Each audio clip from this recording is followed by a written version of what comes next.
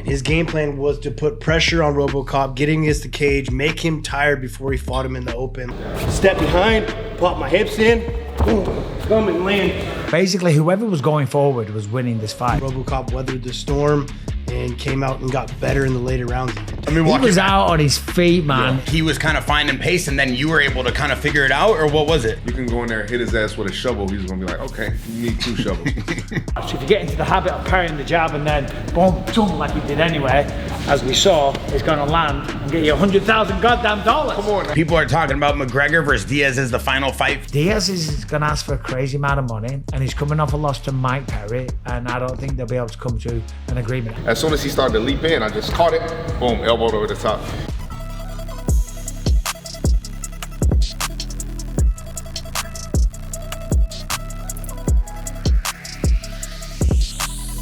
What's going on, guys? We're back with another episode of the Jaxxon podcast. I'm sitting here with one of the greatest assembly of UFC fighters we have ever put together on the podcast. Ladies and gentlemen, I'm gonna kick it off with the co-host TJ Dillashaw and Michael Bisping. Yeah! Come on, Yeah! come on. We will be referring to him as the Atlas King for the rest of this podcast. Hello. Oh no! Congratulations on your movie. Apple, I don't know, Amazon, wherever the hell you can buy videos. Everywhere. Check it out. Congratulations on your movie, Bisping. Oh, shut Incredible up. acting. Modern day Marlon Brando. Yeah. Some would say. I'll take it. I'll Some take would it. say. Okay. Then we got none other than the MMA Labs, one of their head coaches, Robert Emerson, a good friend of the brand, good friend of all of us here. Robert Emerson, thank you for coming. Come on. And then we got 3 of the best guys in the game right now. We got Mario, Jaxxon, McVey, and Marquel. Mederos! Come on. Fresh off victories. Come on. Dude, what a great assortment. You know, before we hop into this fight real quick with McVey over here. Is that how you say it, McVey? Yep, McVey, yeah. Incredible fight, by the way. But I saw this, 3 kings. The 3 kings of the UFC. Dominic Cruz, Uriah Faber, 3 and TJ enemies. Dillashaw. 3 enemies. Frenemies? Oh, I don't know. Yeah. I mean, at one time we were enemies, but I mean, let bygones be bygones. I'm fucking 40 years old. I can't hold on to a grudge anymore. Exactly. You know what Exactly. But Although Dominic Cruz will, you know, he'll help you hang on to that grudge. He's good at it. He's really good at I getting love under your Dom. I'm skin. joking. We love Dom. But hey, you would have smoked him in that hallway if you guys actually had it. No doubt. No doubt. Okay, so we're gonna hop into the McVey fight. So TJ, it was good to see you in the mix. Is that your first UFC fight in a long time? Going to a UFC fight? Probably since the last one I went with Jaxxon. Oh, when we got in trouble. In Anaheim. Oh, Yeah. excuse me. Yeah, that was a good fight. Yeah. TJ ditched us right when we got to the venue. He had his own tickets. But I had a lot better seats, dog. I mean, we bought like 20 seats, and then I looked back. He wouldn't sit with you? He sat front row. Yeah, he's big time. He wanted me to go sit in the fucking stands. You know how much I would have got just bothered the It entire would have been time? fun, dude. The people love you. So, Rob, I know you were really hyping up McVey going into this fight. You were telling me how good, how sharp he looked. As the middleweight bout, someone who I would say, what are you, 6'5", 6'4"? 6'4", yeah. 6'4". You're pretty tall. I would have assumed you were like a light heavyweight. The way you move around. What do you walk around at normally? Normally like 215, 220, probably around there. So let's kind of break this down off the break. Obviously, you were the clearly a better striker, clearly more in control, and it looked like you just knew exactly what you wanted to do, and you were able to, put the work on him. What was going through your head during this fight? Yeah, I mean, the biggest thing is, not overextending. He's a good wrestler, so I knew that anytime I overextended or tried to throw a big shot, he'd try to shoot underneath it. So just staying in my base, keeping my hands moving, keeping my feet moving, and just feints, throwing those hands out and waiting for the kill shot. I was surprised because I actually asked Wes Schultz in the fighter meetings on the Wednesday, because his last fight before that, he just kept going to his back all the time, over and over and over. Even when he took people down, he was going for guillotines. He went for about 20 guillotines. So I thought in this fight, with you being so tall, he's going to shoot straight away because he's a pretty decent wrestler. But he chose to stand there and trade with you. Yeah, I was definitely really surprised. I thought it would just be he would almost try to, Dagestani wrestle me, just kind of just wear on me, lay on me type deal. And he surprised me too. Just wanted to exchange, I guess. I guess he was trying to, lull you into that false sense of security and then shoot first. But, Play dangerous games. What'd you see, TJ? I mean, with those long ass legs you got, you see him slipping your cross every time to his right. Yeah. You could have cross kicked him the entire time. Dude. Yeah, they were calling for the corner. I go back and listen. The commentators were calling for it too. Yeah. So I'm a little pissed off that I didn't hit that.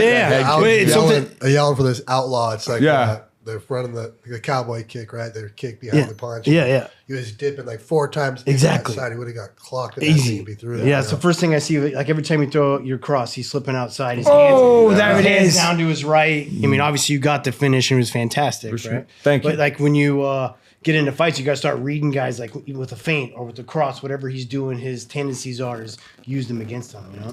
I love it. First round knockout and he's getting critiqued. I mean, can always be better. TJ, you can always get better, but he didn't take a shot. He finished him in the first round. Yes. Pretty good performance. Fair. But you are correct. I'm joking. But that's what makes you guys champions. You're always looking for the next way to evolve rest as on a your fighter. laurels. Yeah. I mean, he said he's watched the fight 4 times since he's already fought, Yeah. right? So you're studying yourself, right? So just giving you some more ammunition to throw out there. Absolutely, and that left head kick is definitely going into the arsenal. We're working on that a lot more, and I just got to get more comfortable throwing it. Yeah. Robert, Maybe he didn't shoot though, because last time was it a Doris that you got over Dumas? Yeah. So he's probably wary of that as well because you got those long arms. Yeah, I mean, I've hit one of my older fights too. I hit a Darce right off of somebody shooting a single leg on me too. So maybe you saw that too. I don't know. Robert, did you guys train this move right here? This knee to the body up the middle like that? Yeah, watching some fight film on him, he kind of shoots from far away. He shoots kind of scared, right? He doesn't really like punch his way like too precise into a shot. He'll shoot from a little further out. So with Jackson's height and like range management, I'm like, shit, we'll be able to see this guy entering and catch him with the knee on the way in. So we kind of trained even torquing that knee a little bit, like pivoting your foot. We call it like a pike instead of like a straight blast knee. You kind of arc it a little bit and he folded the guy with it. Yeah, I do pride myself on my knees and elbows too, like my clinch work and everything. I really pride myself on that. Nice. So yeah, that's a big part of my game. The next fight I want to hop into right here is a. That girl's good, by the way. Chanel Dyer. Keep an eye on her, man. me She's pull going to it do up big right here. things. Her Muay Thai is ridiculous. For the strawweight bout, Bisping, obviously you were at the fights this weekend in Sacramento. Yeah. The crowd looks crazy. Crazy. Looked like everybody showed out. Looked like it was sold out. You were talking about Dyer right now being someone people need to look out for. What did you see so from her? you guys aren't going to like this when I say this, but it's a true statement. The level of Muay Thai in the UK is like the best in the world. It really is, I'm telling you. The Muay Thai scene there is ridiculous in the amateurs. Better than Thailand, to be honest. A lot of the British champs go out to Thailand and smoke their champions. And she was one of the biggest names on the UK scene in the Muay Thai world. Been doing it since 9 years old, the most highly accredited female Muay Thai fighter. And you can see it when she fights. She's so goddamn good. And Elise Reed, she didn't have an answer. She didn't know what to do. At the end of the second round, I think it was the second round, her coach was even talking about pulling her out of the fight. And I got to say, I respect that coach because he could see she wasn't going to win this fight, just going to send her out there for more damage. Mentally, that's really bad as well. You might never be the same fighter again. But to be fair, she showed some balls. She said, no, let's do it. Went out there and Chanel got the job done. I got a question as far as that, like, throw him the mic. On the coaching end, right? At what point do you not ask and you just tell them? Like, at a point, you're just taking a beating. Well, of course, yeah, because the fighter wants that. The fighter wants the coach to establish a bit of authority because they don't want to be seen on camera saying, yeah, I'm done. Right. It's up to the coach really to say, you know what, I'm pulling this. Right. I'm calling this. I think Perillo did it. When BJ Penn fought George St. Pierre, he threw in the towel. He's like, you're not going to win this one. Let's live to fight another day. The coach has to make that decision. It's kind of a big move for a coach to make. Obviously, Ilya's brother had to do it for him at the White House. Yeah. But I don't think we see that too often, though. I haven't seen it too often. See it in boxing all the time. Boxing, yes. So I want to pull up this fight. A lot of people were talking about the Lerion Douglas, the gunslinger. And he had a Lehian. How do you say it? Lehian. Lerion? Lehi.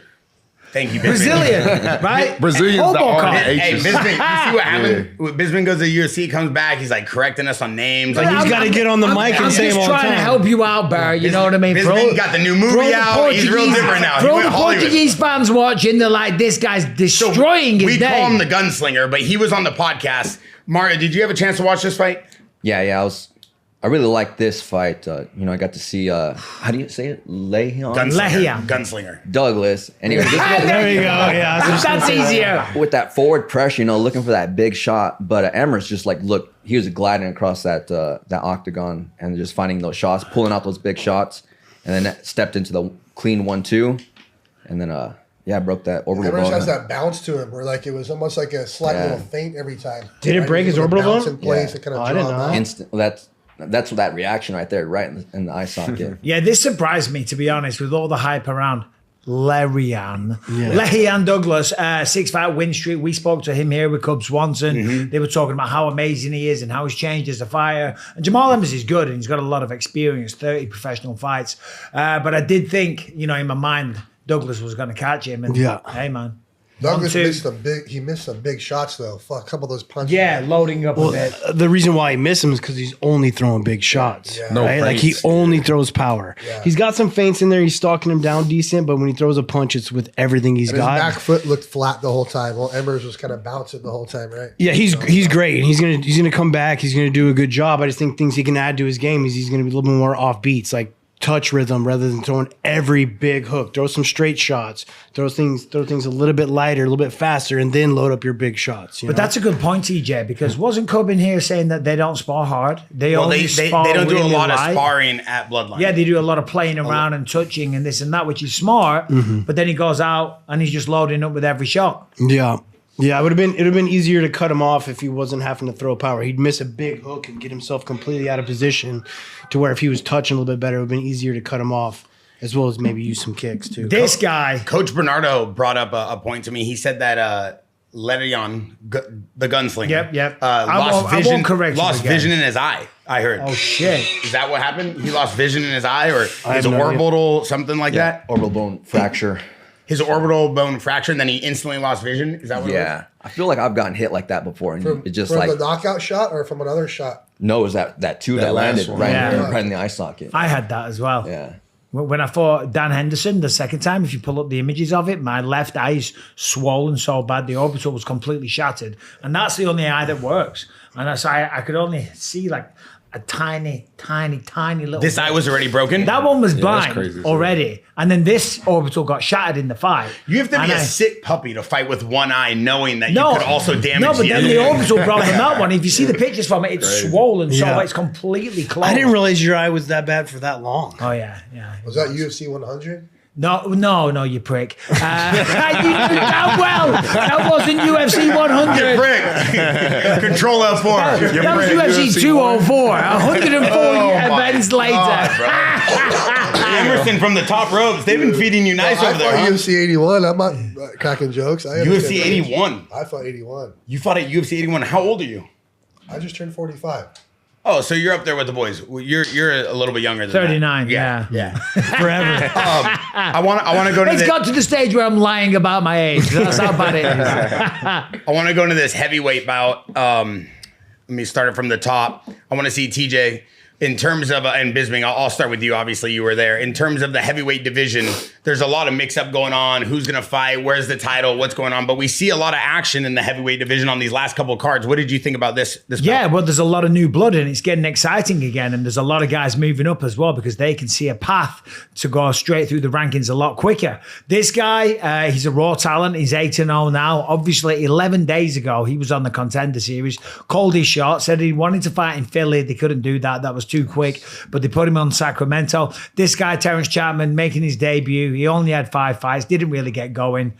Taken down. He made a lot of mistakes on the ground, to be fair, but he's still very young in his career. But if you look at the guy, I mean, look at him. He used to play for the New York Jets. He's absolutely ripped. He's so powerful, and he choked him out unconscious. He's the one who was playing pro football. Do we know how long he was playing for? Or what? I don't think it was too long. Okay. He only played a couple games, they said. Okay. Yeah, but still, he made it to the New York Jets. Yeah. You know. I mean, he's a unit, man. Pretty next level. I think the only other player, or the only other fighter right now doing that is Hokit. Yeah, but he's only 230 as well. The crazy thing is, he could easily make 205. He's 230. 230, yeah. I think that's what he weighed in at.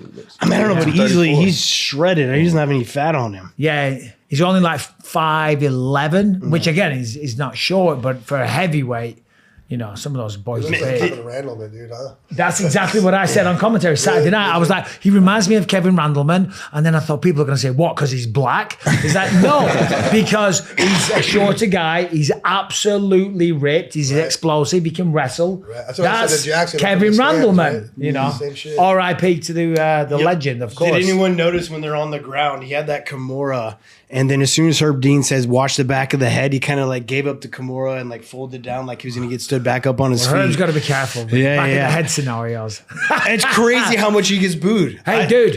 Anyway. How bad? Bad. Oh, bro. The entire arena. Is Herb getting too bad of a rap? No, yeah, of course Yes, he is. Yeah. yeah. Well, he's a great guy. He loves the sport. Yeah. He's passionate about it. He was a fighter himself a long time ago, fought cage rage and stuff like that. But it doesn't matter where you go. The UFC goes all over the world. I was in Serbia. He got booed out of the building in Serbia. Now in Sacramento, booed out the building. Philadelphia, same thing. Yeah. I think it's just become like a bit at this point. Let's rip on Herb Dean. It's like the power of like a really popular fighter, right? Like, Yeah, but it's fun as well. It's it's like a pantomime thing. It's just a bit now, isn't it? Yes. Oh yeah, let's all shit on Herb Dean. The poor guy goes home and cries himself to sleep. Hey, I read something. I read You know something. what I mean? Yeah. I read something that the gunslinger was doing a lot of training with Marco Rujas before the fight. Did you see that? way. Yeah, that he was training with Marco Rujas before the fight. I mean, he's based out of Who Orange else? County and shit, so. Don't say it, tell him. Yeah, it's Huas. Marco Rujas. Who else? Look, What'd I say? With all the Brazilians, all the R's are H's. Yeah. So what'd I say? Ruas. No, it's Rujas. Ruas. Marco Rujas. You Why are you laughing at me? ruined his name. Both you guys are fighters. I'm the civilian. Y'all need to chill out. 'Cause we doing too much now. Bro, Don't you're a forget, podcaster. I'm a bigger weight than most of you, so let's chill out. This is another heavyweight bout. I wanted to pull this up. It was right down the middle. It was pretty heavy. What did you see, TJ? Did you watch this fight? I did not. I was in Okay. the car to the arena. Well, you didn't miss much. To be honest, no. Kennedy Nzechukwu is a great guy, right? He comes out thinking he's Michael Venom Page. Oh my God, no, bro. he did. He was like this. He was feeling himself. He was quite literally standing like Michael Venom Page, like he's playing points karate against Shamil Gaziev. That's a gigantic, scary motherfucker with knockout power, Hell yeah. right? Looks straight up like a Bond villain. Imagine, or a debt collector. Imagine that guy showing up at your door. You're like, hey, fucking take it. And he stands there with his hands down, and I literally said he's playing a very dangerous game. And right when I said that, boom, that's when he connected. Yeah, you can't do that with your back against the cage. That's like a no-no in any gym. Like, you can't stand hands down back against the cage. Or if you are, you got to go first. You can't Yeah. let them throw and then try to get your guard up. Yeah, or you Love gotta Kennedy, shift to by be the on the way. shoulder to do something. No talking shit, Yeah, I mean, both hands low is pretty aggressive. I mean, you really got to have a lot of confidence in your style to be able to fight that way. Hey, I mean, he Anderson came up Silva from, used to fight like that He a came lot. up from 205, so he probably thought he was going to have the speed advantage and stuff. But But you have to manage your range more intelligently, right? You can't make your Yeah. fuck up like letting him get as close as he did. yeah, In what way, Robert? Like if your hands are down, your feet better be further back. Because if they're too close, you don't have time to get your guard up when his strike's coming in. That's what happened right there. Or just being on the shoulder. Like, his head is right on that center line. At least if you're gonna put your head, like your hands down, put your head on the shoulder. yeah, it's really bad because now it's like we're all going to shit on Kennedy. He's a great guy. He's had some great wins. He knocked out Carlos Solberg, remember? But if you watch it closely, he even turns the wrong way. He turns away from as opposed to slipping it. It's just those split-second micro decisions. You know what I'm saying? You zig when you should have zagged. He should have zagged. Zigged when he should have zagged. I mean, TJ, you talk a lot about, controlling the distance, understanding where you're at in the cage. Is there something in terms of where the corner should have stepped in at that point and been like, yo, this is not what we talked about? I think it was about fast. it happened too quickly. It was like a minute into the fight. Got it. I want to pull up Mederos' fight. Mederos or Medros? No, Mederos. All right, cool. I just want to make sure before Bisping just Mederos. You know what I'm saying? Mederos. Before I pull You look this, Brazilian. They start switching my shit now. before I pull this up, obviously something's going on at the MMA lab. Mario, you're on a tear. You guys are doing phenomenal. This weekend was great. Performance is at an all-time high. You want to kind of break down what the gym's looking like right now, Mario, and why you guys are getting such good looks, such good work. You guys are coming into these fights really prepared. Yeah, I think it's just like a culture we have at the gym. You know, it's like a family culture. Something like when I got there, you know, Benson, Yachty, all those guys that were there, something they built and we're carrying. And now these guys are coming in. They kind of see what we do, and we're just carrying that culture. Now it's just a range of fighters. We have from 25s. We have some good 25ers. All the way to 85, and we got 205 now with Alec Lorenz that just won the Contender Series. So yeah, it's just a good thing we got going on with the coaches, just being consistent with everything. And how important, like for you guys, how important is the preparation in terms of like sparring partners? You guys constantly trading them out? You have the same guys? Because with such a big gym, I know every gym is different, but are you guys constantly bringing in new guys, or do you mainly just work with the guys you have at the gym? I mean, in my experience, it's the same guys in the gym every day, and I think that's kind of where, again, that culture kind of comes in. We're a family, we're a brotherhood in a lot of ways. So that's where I find a lot of my success from, is that. Yeah. So for us, like when we have our fights, we take our week, you know, if we're banged up, but we're right back in there and giving the next guy their rounds and getting them prepared for theirs. And it's just like a continuous thing. Like we don't take off for months, and you know, we don't help out the next guy that helped me out for my fight. Later in the pod, I want to break down what you got going on in your division and where you're at. But what do you got going on? I was just saying, like, another thing too is a lot of these guys, when they run those individual camps, their rooms aren't as deep. We have a deep room, so you don't have to outsource, right? Like you guys had Hamza out here. You have to outsource for a guy like that if he's individual. So we have such a deep room and so many guys in the UFC. I don't need to go somewhere to look for the work. The work is right across the room. I just need you to come get it. You know what I mean? And then Robert, how does that work with you guys? Obviously, every gym is different. Are you kind of going and coordinating with certain fighters, putting together their program? Are all the coaches pitching in? Like, how does that work? Yeah, we usually do like film study at the beginning of the camps and come up with a game plan. And again, like we said, we have so many guys in each weight class at our gym to where we can just pick and choose sparring partners, you know, and we kind of keep our injury rate down to a bare minimum as well. You know, we've always been really good about that. Just doing a couple live rounds, and then the majority of the rounds are outside the cage, where these guys can be more creative. And but we definitely do like fight night sim rounds on Saturdays, and I think the guys get a lot of work. What's a fight night sim round? Say again? What's a fight night sim round? Just like Saturday, so we'll do like cage rounds, or we'll do our round robins. You know, so you're getting a fresh guy every round, and that really makes you learn how to adapt. You know, like it'd be easier if you fought the same guy for 3 rounds, but you're getting a fresh guy every round.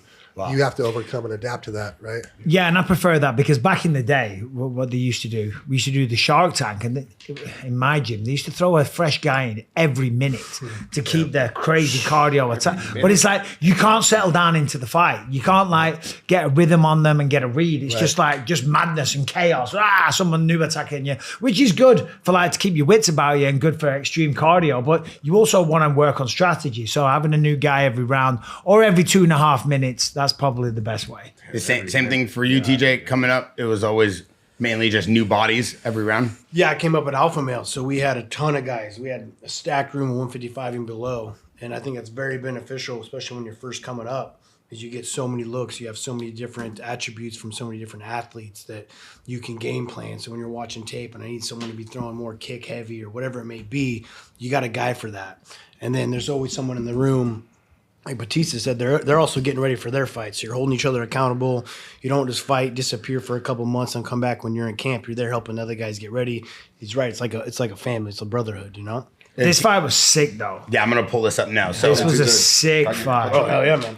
I mean, I was going to ask for some of that jerky. Yeah, so TJ's just been crunching on beef jerky the whole time. We get a lot of comments about people saying stop eating in the mic. So we're sorry, guys. It's TJ's beef jerky. Yeah, that's my brand I started. It's a Wild Society Arcade Man Eats. It's just I won't do what I did to Luke Rockhold's protein. You got him good. I didn't know. He tries it. He's like, bro, this is horrible. And we're like, oh, it's Luke's. He's like, oh, it's actually pretty good. He said, that was nice of you, though. No, I said, oh yeah, I don't want that shit. And he's like, that's Luke's brand. And I'm like, oh. It's great. It seems like you and Luke are becoming good friends. Oh, we're besties.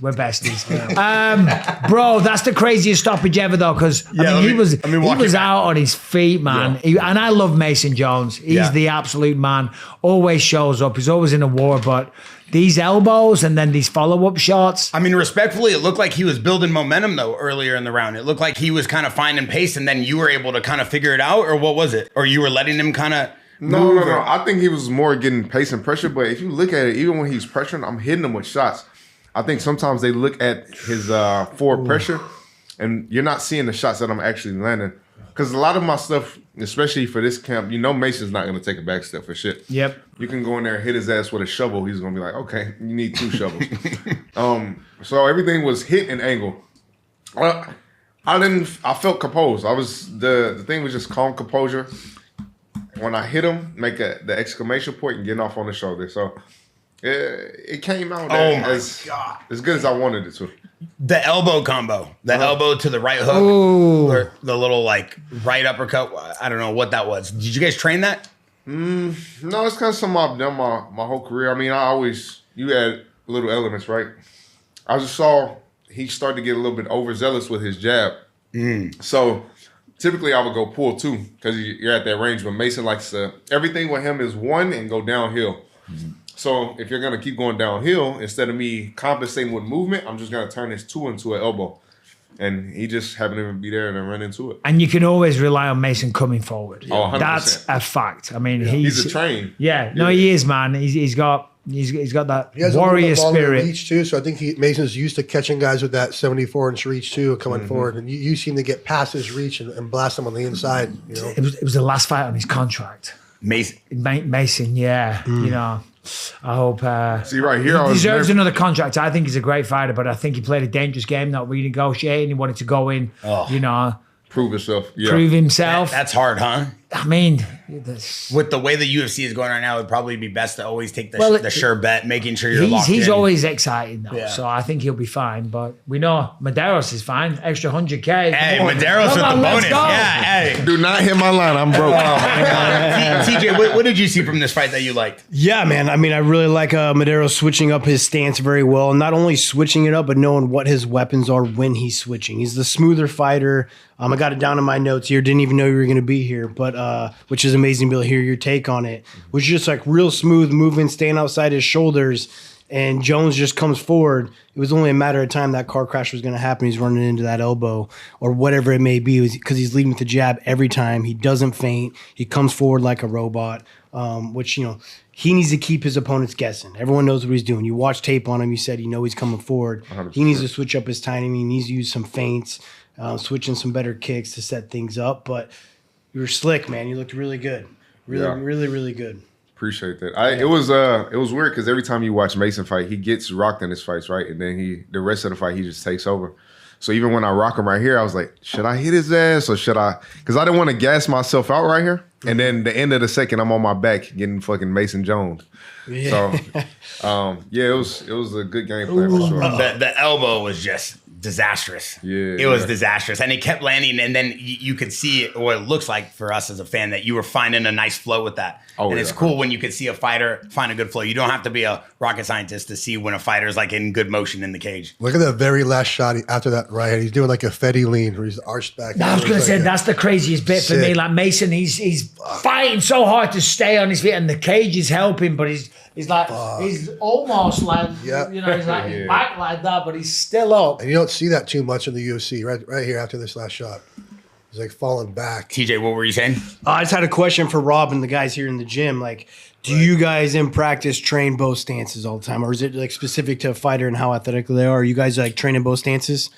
I think it's our responsibility as one of the leading gyms in this sport. I think it's to stay ahead of the learning curve, right? And I think MMA is still such a new sport that they're learning, and that we have the most progressive learning curve. So guys like Marquel or Mario they switch their stance naturally so well. Yeah, and I think it's really beneficial, especially when you're outside of the pocket. Yeah, when you're inside of the pocket, it's a little too late to switch. You're already going to be attacking, but switching outside the pocket, it makes your opponent not be able to hone in on a certain target. I mean, you applied it well in your career as well. Yeah.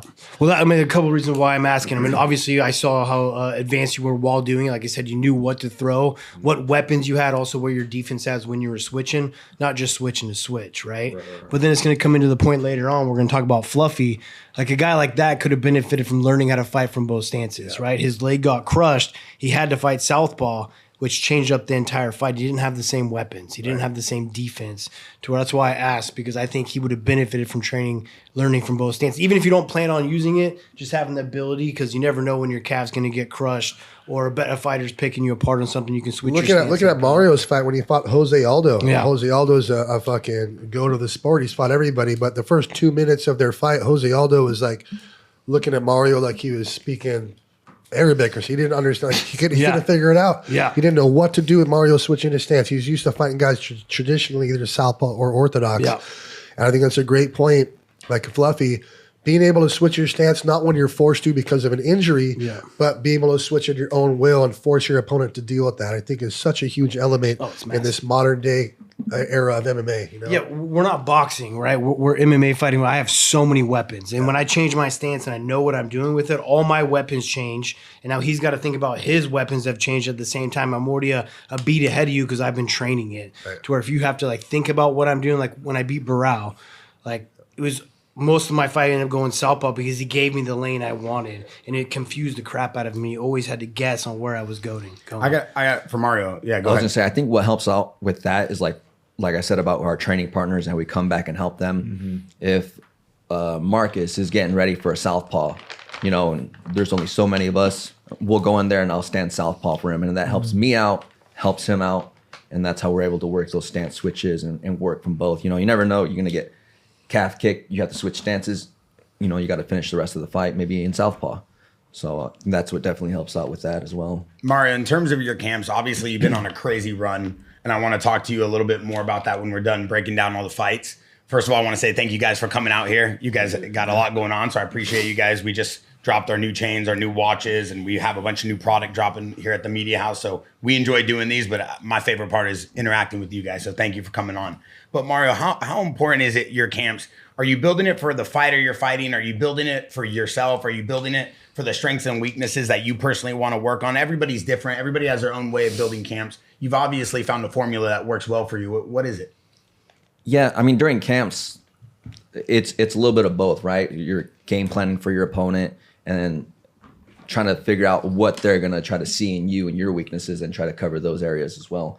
But as far as my training, I like to be like a complete fighter. That way I'm not just a striker and I have to just figure out the wrestling deal, you know, in the camp. So that's kind of how I approach those camps and everything. Just complete. I'm just trying to remember. Did you get the Sulaev stretch on Corey in your last fight? Yeah. At the end of round one? Yeah, that was fucking sick. Yeah, so just mixing it up, right? Yeah, Getting him striking, making him think I'm striking, change levels, get that takedown. His first attempt to get up, get that Sulaev stretch and go for it. So just chaining. I love chaining things together from striking, to grappling, clinch. I always love connecting things. This girl's good. Yeah, before we go in the RDR fight, let's talk about this. Carly Judice, how do you say it? Judice, I was right. I just got to be careful with Bisping around. God bless you. And You're then, always second guessing yourself. And then Chavez, I don't need Bisping. He's a big dude. You know, he's a middleweight. I'm not a middleweight. I'm more of a lightweight. So, what did you see from this fight, Bisping? Because it seems like some really good MMA. Judice is a really good striker. Yeah. And she's going to be ranked and she's going to do big things, I'm telling you. She's got a really nice, clean style. She's very educated. She was a good athlete at college before this. So she's the whole package. What sport did she play in college? I can look on my notes. Yeah, I can look on my notes. I don't know. You're testing Mr. Paramount Plus right now. I'm curious. TJ, you're testing Mr. Paramount Plus. I'm curious because it's like translated so well. Carly Judice. Hold on. I've got everything on everyone. Played college softball, then went into MMA. Okay. She was on a scholarship for softball. Cool. There you go. Bisping, just so we're all clear, he takes his preparation very seriously for these fights. He was on a flight. He was watching fights. He was making notes. This is just my notes on Carly Judice. He has no, me personally, I like to shoot him some content that I think he would enjoy during the fight. You just sent me a bunch of shit off ChatGPT. Yeah. He did. He sent all this stuff, and I'm like, hold on, bro. I've also got ChatGPT. Yeah. I can't just tell me about Carly Judice. Yeah. You know, I've got to watch it with my own eyes and figure it out. I sent him a breakdown of no, every you can fighter. tell because it was all in bold parts, and then in like a lighter text, and then about the fighter. I'm like, there's no way he's done this. This is ChatGPT all day. Oh, And I was like, hold on, that's a pretty good idea. Let me do a few of those. I definitely know he does his homework because he comes in here and he blows like your memory too of the fighters and what they've I done don't in their fucking- background. I just had to ask Jaxxon his name. I'm like, Jaxxon McVey, right? Honestly, No, I was like, not to glaze you, but it's crazy how much knowledge you're able to remember Well, because you do so many fights. yeah, but what I do is I write it. I have all these notes in my phone, Yeah. and before every event, I email them in order of the fights to an assistant, to Deirdre. She's not an assistant, and she prints them all off, and I have them all right there, and then I highlight the points I want to Smart. bring up. Well, You can't come remember prepared. it all. That's why people enjoy listening to you. You come prepared. Man, I need to see the notes or your cons you? on me. All right.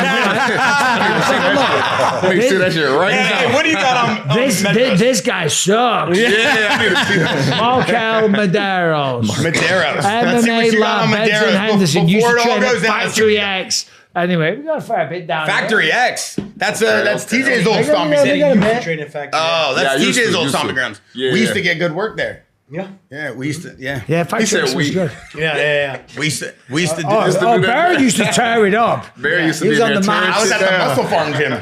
Y'all forget I was at I the Muscle went Farm there. gym with John Bonds Jones. I was there years ago with Rampage. John Jones? John Jones wasn't at Muscle. At the Hold on, Muscle Barry. Farm? No, that do you was have any Rampage. MMA Was it trainer? Rampage or That was John Jones? Rampage. Maybe it was. Do you have any Rampage. MMA trainer? Me? Yeah. Yeah, I'm 1-0. Yeah, you should have seen In him. Mexico. Who did you just beat? I had Anderson Silva, Chuck Liddell, and Tito Ortiz in my corner. Was it? Easy win. I didn't even have to fight. They What's gave it that to me 'cause video the you guy didn't showed me show up. last week? Was it Lee Undefeated. Rockhold? Oh, yeah. I have a video of me submitting Oh. Luke Rockhold. shit. Hey, hold up. Yeah. Since we're already on the topic, no, he posted a video of him flipping me on his story, so it's only fair. Because y'all want to play with my name. I'm going to pull this up. Because I've been, this last like 6 months, I've been Yeah. training. So this is Luke trying to, because he's preparing for RAF, for Joe Pfeiffer. So I do a reverse. Okay. Then I do a double down. When I double down, I put him in a crucifix, and then I hold it there until he submits. But right before he taps, I let him go, just to know I'm still dangerous, but I'm going to let you do just your have thing. to assert dominance. Yeah, I like to be in his head. I'm not going to Come on crush now. you. I'm not going to destroy your morals and your confidence. Yeah. I'm going to let it go, but just Yeah. so you know. Yeah, I I like to be in his head. TJ knows. I hit a good workout with TJ every time he comes into town. He's on his phone. No, He'll do like one set of curls and he's on his phone the entire time. TJ applies. No, I've never fought, but I love training and I love MMA. My favorite thing to do is to watch MMA. Yeah. Like that's my favorite passion, my favorite hobby. Yeah. Like when people wonder why we do this pod, it's just because I really love MMA. I respect that. Yeah. So real quick about this fight before we move off of this, anything that you saw Bisping, that you want to so Chavez she's a tough girl.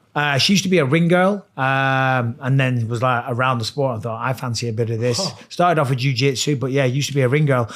She's a fighter. She's a brawler. She's scrappy, but she's not at the level of Carly Giudice. Yeah. She just swings like kind of recklessly, whereas Giudice is crisp. She's down the middle. She's straight. She's technical, and she's a finisher as well. So it was just a tough matchup for Chavez and Giudice. As I say, big things coming for her. What do we think about the women's MMA scene right now? Do we feel there's some big stars in the making? Do we feel like there's some motion happening? There is. You're putting me on the spot. I'm trying to think right now, but there's one or two coming through that are really good. Obviously, it's predominantly, there's like, 80% of the fights are men, and I don't have an issue with that at all, to be honest. Yeah, I mean, obviously, Perillo was just in here. He got the belt. Mackenzie With Dern. She's awesome. She's a big name right now, but yeah, if there's some big names, Bisping, I would love to break that down at the end of the pod Yeah, too. yeah, I just love because a a lot thing. of people talk about that. I'm gonna pull up the RDR fight. Dude. Going into this, there was a lot of hype. This is his first light heavyweight bout, right, for RDR, and a lot of people were talking about his gas tank. And I want to say RDR's gas tank? RDR's gas tank, and it was all over the forums. Yeah, on Sherdog. So what I want to know off the break. First of all, I know you have notes, but TJ, what did I you don't have? have notes. Because we I have talked about knowledge. Roman, we talked about RDR before the fight. What did you have before? I mean, before he RDR started? just looked good. His body looked good at 205s. Like he looks like fits into the weight class perfect. You would never known he was a weight class below. You were in the crowd. You weren't listening to the commentary. That's exactly what I said. Oh, amazing. Yeah. Yeah, I mean, he's like he gained weight and he's not fat. He's like stout. He looks good. But I mean, all I say is here is like I never understood pulling guard. right? Like That's what's fucking. I never understand it because you're never going to be a champion pulling guard. Dude, You're never going to be a champion. RDR wants you on your back. Yeah. That is where he shines. Yeah. He's not the best wrestler, but he finds a way of getting people down, and you're going to roll for a leg in MMA against RDR. As a fan, he's 100%. chasing leg locks. Obviously, you're never going to be a champion. Did he think that would have been the easiest entrance point for him to get a he submission? obviously did. That was what he was going for. But like my point is the guys in the top 10, you're not going to beat him with a leg lock. You know, you're going to get some wins early on with leg locks, but it can't be your weapon because you're never going to get into the top wrestling. Here's an old school shout out for you. It's one of the original ones. Frank Mir versus Ian the Machine Freeman, UFC 38, the brawl at the Hall, London, England. Frank Mir goes for a leg lock, and Ian Freeman, he just beats the shit out of him. And that's when Frank Mir was supposed to be the next guy. He was going to be the youngest heavyweight champ and all this type of stuff. He went for a leg lock and got the shit kicked out of him. Especially pulling guard that early in the fight, where RDR is so fresh. You know, like Delite is known for having heavy hands. You should have let it go a little bit. Pull guard later in the first round or the beginning of the second. I want to say something, Barry. It wasn't his cardio. RDR's cardio. It was nothing to do with that. It's the schedule that he was on. He was fighting constantly, like every 2-3 months. I think he had 5 fights in 2025. Then, he lost one. Then he still came back within 5 months. The body can only take so much. It's not the fights. It's the training camps. It's the constant weight cuts and all the rest of it. Look at Alex Pereira when he lost to Magomed Ankalaev. He was fighting all the time. You got to respect the sport. Or if you're Merab, right? Merab, there you go, against Piotr Jan. Same thing. Yeah. What do we feel about RDR now in the light heavyweight division? I think, See more, right? But I mean, he looks good. he fits right in. Yeah. He's Didn't what? he win the one championship belt? Yeah, at and light that was, heavyweight? which is 225. Oh, really? Yeah, I think it's 225 in one. He was the He won it champion out twice. there. Okay, yeah. Yeah. Yeah, wow. So he's going to do very well at light heavyweight. I mean, Robert Whittaker now is number 8 or something, and he beat Whittaker at middleweight. And when Whittaker came up, remember there was all those comments like he was annoyed because Rogan and DZ was saying he looked a bit chubby. Yeah. RDR did not look chubby. He looked jacked. What do you think in terms of like putting on the weight? What do you think the difference is during a camp to putting on the weight in a good way where you don't look like? Obviously, I've seen videos lately of Jamal Hill. It looks like he's stacking on some good size. Really? Good size? Good size or size? I mean, he's putting on the pounds. That's a big boy. And Yeah, like obviously there's got to be. He could rest a beer on his belly. There's got to be a 100%. formula, right, to putting on good weight if you're moving up. 100%. Yeah, I mean, Sam's the best in the world at doing. I've seen him do it with David Taylor. Took him up 2 weight classes and brought the engine with it as well. Like that's the one thing you got to be worried about is these guys stacking on muscle, because that muscle eats up a lot of oxygen, right? So you could be over muscle bound. So you're putting this muscle on, but you got to train the thresholds with it as well.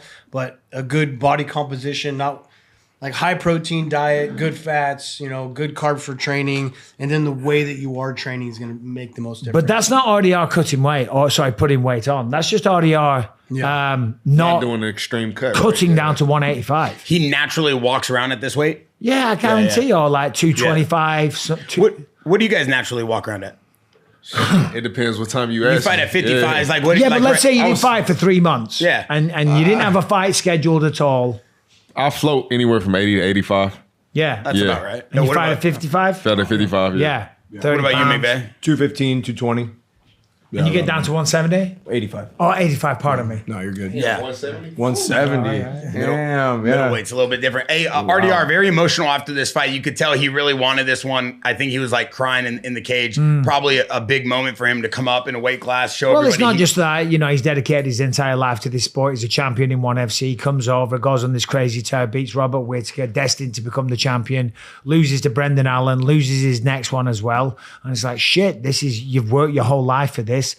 Moves up a weight class, finally gets a win, gets it done in the first round. It's like, it's just the relief. It's the relief, that I still got this. I can still do it. I can still make money. I can take care of my family. I can pay the bills, look after my children. What do we think about Roman?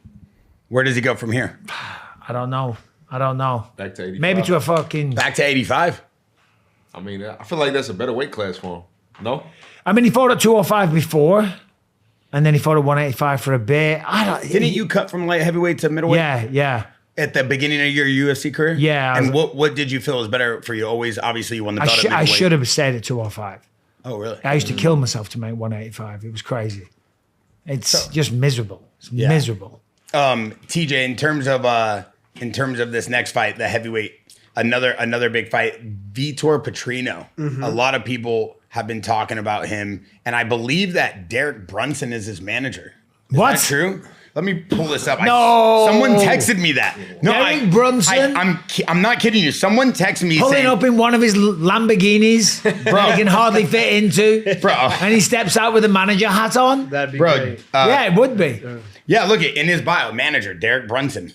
Oh, that's good. Maybe there's two Derek Brunsons. No. You click. He even has him tagged in the bio. And Really? it's Derek Brunson. Hey, God bless him. He's diversifying already. Yeah, I mean Derek Brunson looks jacked, by the way. I don't know if you've seen him. Oh, sorry. Derek Brunson. I was thinking of Derek Lewis. Oh, Yeah, sorry. Yeah. No, I know. Bisping, you can't confuse those two. I know. We're just the Derricks. I'm getting the All the Derricks black mixed guys. up. No, crazy. sorry. I was thinking of Derek Lewis. I'm like, Derek Lewis is managing people? Yeah. That's a crazy shout. Yeah, Right, that'd be even better. Sorry, Derek Okay. Brunson. My bad. Lon Brunson. Yeah, well, what do we think about this? Obviously, there was a lot going on here in the heavyweight division. Everybody's looking for stars. They're looking to see who's going to come up in the game. And, Sergey, is that how you say it, Bisping? Sergey? I'll allow it. Okay, thank you. He's number 6 in the rankings, and this was a big fight for Petrino and a big fight for the heavyweight division, I think, in moving up the rankings. Yeah. I mean, Sergey, he has a fast jab and he's the longer fighter. The problem was that that's what he wanted to start every combo with, and Vitor did a very good job of slipping it and countering. And that's where I got into this earlier with your fight. You got to read your opponent. He was slipping his jab most of the time and coming back and countering, and that's why he's reacting like this after he throws his jab, because he was getting countered. See how he dipped his head off to the left? Well, Later in the fight, he throws a left kick and it's fast. He doesn't set up. If you would have thrown that jab with the left kick behind it, it would have been the big done problem dividends. was it's this takedown here. This is round 2, and he just lies on his back with yeah, a closed that too. guard. Yeah.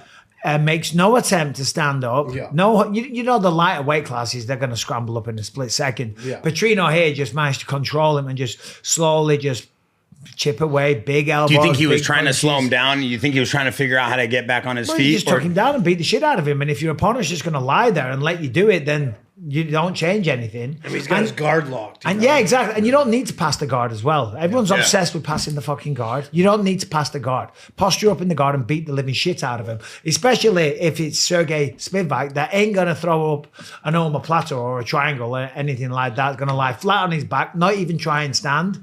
This is What's great. the offensive positioning and advantage of being in the guard locked like that? Well, if you're good at submissions like an armbar or a triangle and things like that, then you're going to stay in there and control their hips, right? But if you're not a submission artist, you need to get out of that But guard. the guard needs to be open to even go but the for guard's submissions. locked. He But keeps closing his. you hold it tight, and then as you open your guard and go for something, it makes sense. You're controlling them, right? But someone like Sergey, you need to go deep half guard and pull in that single leg and get underneath him, get him weight over the top of you so you can't ground and pound you. Yeah, and you close your guard for anyone that's never done jiu-jitsu listening to this. When your guard's closed, you can use your legs to kind of pull them towards you to then get an overhook and try and get control and control the arms and set up submissions. But ultimately, you just stall in the fight if the guard's closed. Yeah. But when you open it, it can be passed. It's 71% landed for Petrino. But it's just a Pretty big insane. advantage. Like heavyweights, not a lot of these guys are getting on the fucking mats and doing jujitsu. So Yeah. anytime these guys have ground game, like the Baltimore Walker guy, they're just dominating because these guys aren't getting on the ground maybe as much as they supposed to. So Yeah. You think that's a problem with the heavier divisions? Is they rely too much on their hands and they're not fully balanced and have Respectfully, I don't know if I agree with that. really? Yeah. Tell me why. Well, because I've trained with a lot of heavyweights back in the day, and they were very good. Sergey Spivak's got good grappling. He just, for whatever reason, on that night, he chose to just lie on his back and not do anything. Maybe he was tired. Maybe it was really good downward pressure from Petrino. Maybe it was just the elbows that he was eating. Maybe he just, I don't know, had a fucking bad day at the office and made some stupid decisions. But he takes people down. He's got some decent submissions.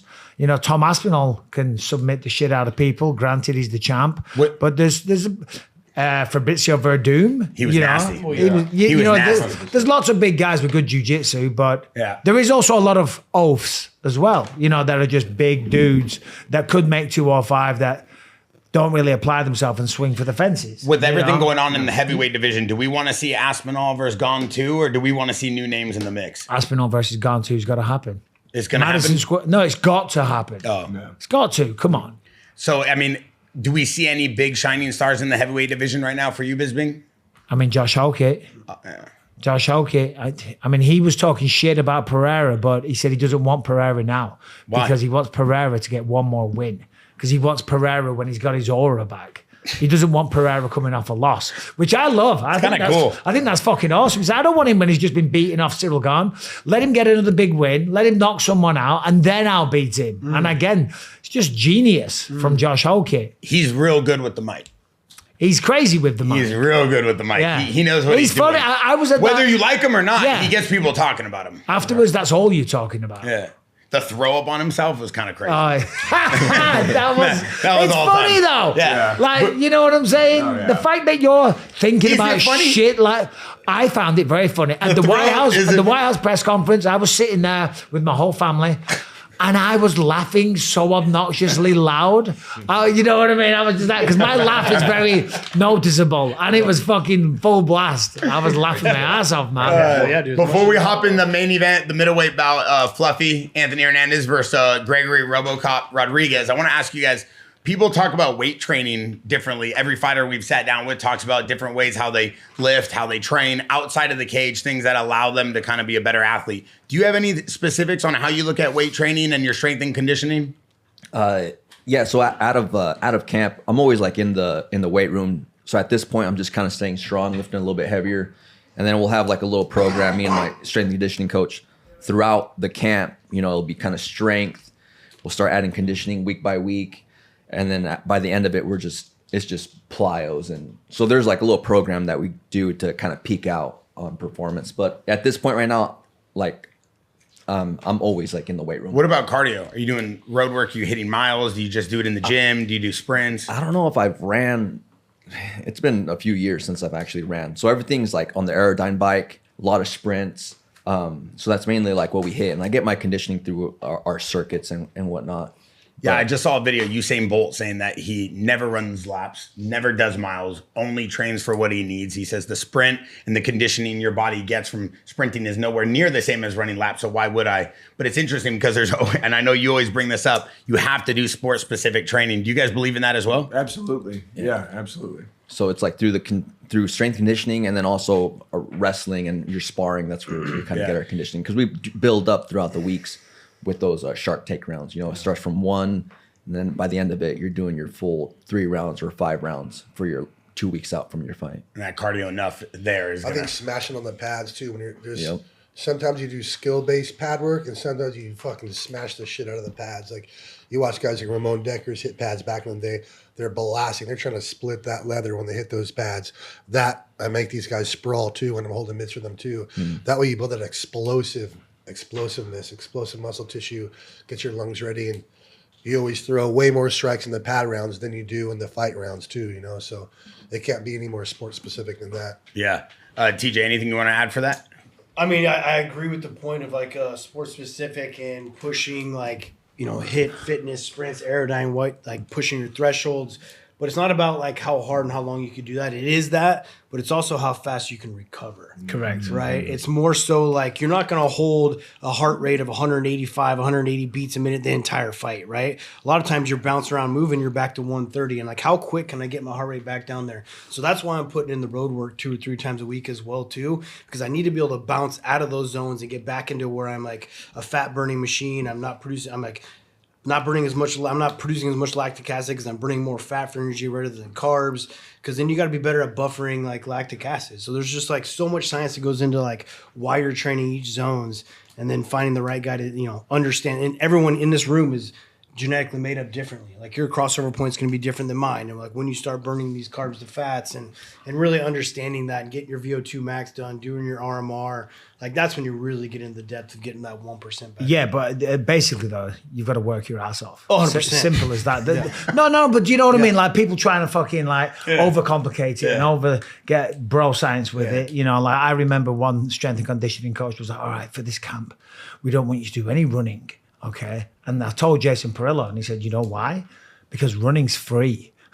You know, I'm going to pay this guy $200 an hour to go and train with him when I'm running every morning. You got to get out of bed in the morning, go do your fucking running, and you got to be able to recover at the end of a round. Push it 5 minutes. You're supposed to get tired because you're giving it your all, but then in that 60 seconds, you can go another 5 minutes. RoboCop came on the podcast last year, and he ate an eraser on our podcast. A rubber? We call it a rubber in England.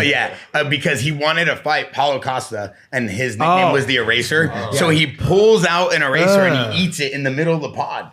And I don't know if he actually digested Was it an eraser or was it some of Rockhold's bullshit protein candy? Because that tastes like rubber. I'm joking. It's delicious. Oh man. So the point that I was trying to make is RoboCop is a very interesting guy, and he's very, very nice, very polite, very kind, but he is just an absolute monster. TJ, I want to kick it off with you. I mean, besides attacking that leg and obviously just showing how strong he is and how much more power he had, what did you see from him? Well, it's not just about him. It's about like how Fluffy treated the game plan. I liked his game plan. His game plan was to put pressure on RoboCop, getting against the cage, make him tired before he fought him in the open, like constantly pressuring these takedowns. And because no one wants a fresh RoboCop in front of you. He's big, he's powerful, he's got an insane amount of muscle, he's super lean, and he's gonna get tired if you can push the pace. And it was working, but obviously that Henry Hoof in the end of round 1 said, "Hey, bring that calf kick," you know, and it changed the entire fight. I will say though, if Fluffy had a little bit better technique here on the cage, I'd love to show some tricks here. I think I've showed it in the past. Like this fight could have been even better for Fluffy, but RoboCop weathered the storm and came out and got better in the later rounds even too. Yeah, well, the takedown defense against the fence, that was on point. But basically, whoever was going forward was winning this fight. Yes. Because Fluffy doesn't have the ability, respectfully, to take him down in the open. He has to use the fence and, you know, drill a little elbow combination, level change again, and keep him guessing like that, and hopefully get the hands together. When RoboCop went forward and took away that ability for him to come forward and drive him against the fence, he didn't really have too much of an answer. The calf kicks were good. We know he hits really hard. Here it is here. When he's going forward, he was in control, and Fluffy didn't really have an answer for him, to be honest. But hey, showed tremendous heart. Oh, yeah. Maximum respect. You know, took some massive shots that have knocked a lot of people out. But I mean, how about the arena at the end of round 2? dude, Like, because he was getting his legs kicked, he was getting dropped, and then he like brought it back into round 2, and like everyone. and he's smiling and he gets dude. up, and there's no quitting him. He's an absolute dog. Love that guy. Yeah. However, I think he should go down to 170. Really? Yeah. Why is that? Well, because he lost to Strickland, he lost to RoboCop. He does look a little bit undersized. He is a little bit fluffy Chubbier, around the midsection, Yeah. right? I think if he went down to 170, it'd be a very different ballpark. Interesting, yeah. You think you can make 170? Slow. I do, yeah. They do look like a weight class apart. Yeah, they do. They do. And RoboCop is big as hell. yeah, no, he is. But a lot of those middleweights are. I mean, look at Hamzat. What was he, 240? Yeah, but he was getting ready for a potential light heavyweight fight, maybe against Yuri. Yeah, he but was already planning on moving up. His diet, everything. I'm not making excuses. Internet, stop with the nonsense. But No, you love Hamzat. It's okay. We know. You're after your Chechen Just wipe your lips citizenship. off, dude. You see this? See what I get? No, bro. He is. it's not on the He's even got the Chechen wrestling club on. Jesus Christ, Bro, I didn't even see that. I wrestle. What do you want? Like, that's what I do. That's It's on in the me. video. For the record, I love Chechnya. Yeah, I don't want them coming after That's me. in me. No, shout out to my Chechnyans. Dude, shout out to the real Hunter and shout out to the Chechnyan boys, how they came together. Oh, yeah. A lot of action this weekend. Shout out to them all. Yeah. All right, listen. One thing I want to ask you about Fluffy. Obviously, he has no quit. And his gas tank, for some reason, just doesn't shut off. Those leg kicks have to hurt. I mean, from fighters, obviously, in the cage, for us fans that are watching this, every time his leg is getting swept out from underneath him, it's got to be getting more and more damage, more and more bruised, more and more numb for him to be able to do that. How do you combat that during the middle of a fight? Switch your stance. I mean, it takes away the calf Check kick leg kicks. or check them, right? But I mean, when it was already damaged, it's like too late. Yep, you know, yep, it's still yep. going to hurt you. Like switching your stance and understanding like why to switch your stance and the weapons you have when you switch your stance. Like practice that shit when you're out of camp and get better, because you never know when that ability is going to be taken away from you. And there's so many advantages. And you got to see it coming as well. Yeah. You got to see it coming. You got to be light on your feet. You got to switch stances. It's the peroneal nerve that they hit. So that can come back and recover. But I mean, his leg was toast. So fortunately, he was able to switch stances, kind of take away that lead leg attack for RoboCop. But listen, you know, you can break it down a million ways. RoboCop came in shape. You know, he was able to stop the takedowns. He was better on the feet. Fluffy was awesome, and I've always been a huge fan of this guy, but RoboCop was the better man on the night. Yeah. What about Fluffy? He was on a tear before that Strickland fight. 8 wins. 8 in a row, right? Yeah. So what do you think? You think the Strickland fight just took the No, I don't wings think. out from No, his I don't sails, think or- that. I think Strickland. I saw him training with Strickland before this fight. Well, that's it. If you can't beat them, join them. You know, and he said that he was kind of a big fish in a small pond, the people that he was training with. So now he's down at Syndicate with Sean Strickland and all those guys down there. So No, he's at Extreme Couture. sorry, Extreme. I always get those two mixed Syndicate up. is John Woods. Yeah, John Wood Rob. and Eric Nixick. I always get them confused as well. God. They Too- look very too similar. complete. They They've do, got actually, They do. I get them confused. Yeah, exactly. Yeah, but yeah, no, he's training Yeah. with those guys now, so he's going to get good work, better work. Yeah. You know, I'm sure he had good work before. Clearly, he trains very hard. He's Yeah. always in crazy shape. Yeah. And obviously, he's got those genetics that's built into him to where he can, you know, you can't be a marathon runner and a sprinter at the same time. So he's got that kind of cardio base already, where RoboCop didn't really have that. He typically faded as the fight went. He knew that this was going to be a dogfight. So Henry Hooft and the whole team pushed him hard. Faded in round 3, but then he brought it back in 4 and 5, you know?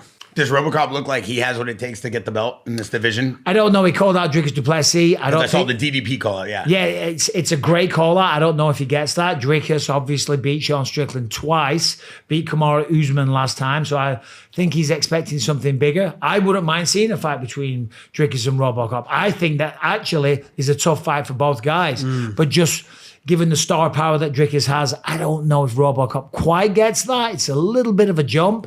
But hey, I'd love to see it. Would you think it'd be better for him to take a fight before that fight? Maybe one more? Who? For RoboCop? RoboCop? I don't know, but Dricus is going to have to fight someone. Yeah. He ain't getting a shot. It's Yeah. got to be Imavov next Yeah. against Strickland, one would think. So Dricus You don't think they're going to give fight Hamza anyone. the rematch? I don't. Really? Does he deserve one? Absolutely. Well, of course, you got the fan club T-shirt on. It was his first defense.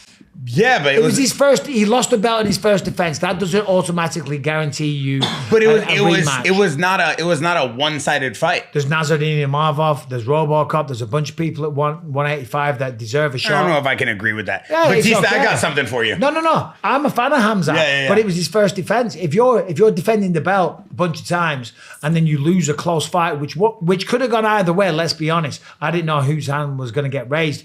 That doesn't get you an automatic rematch. And from what I think, he might be fighting at 205. Yeah.